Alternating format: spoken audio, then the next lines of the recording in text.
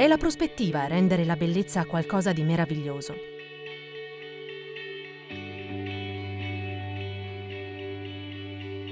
Così, uno tra i più splendidi gioielli architettonici del lago di Como si è fatto teatro di un progetto di rinascita.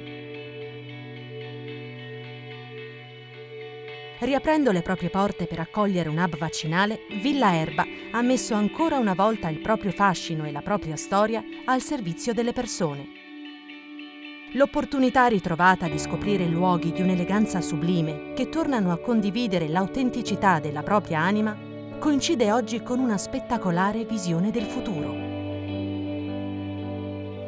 Villa Erba, in questo luogo cultura e bellezza si fondono, in un palcoscenico straordinario, naturale, con i monti sorgenti dell'acqua e il lago, un luogo di cultura, di tradizione, un luogo che ha visto la gioventù, la fanciullezza di Luchino Visconti e l'età matura, quindi un luogo veramente per cultura e bellezza, segno di speranza per la nostra rinascita e ripartenza.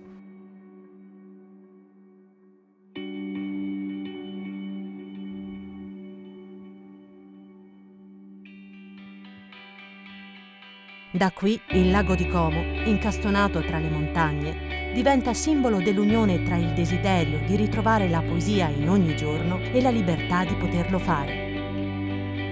Quella di un luogo dove la bellezza è ovunque si posi lo sguardo, che offre ai propri ospiti una nuova prospettiva ritrovata, fatta di pura meraviglia. Più siamo, prima vinciamo, con la bellezza.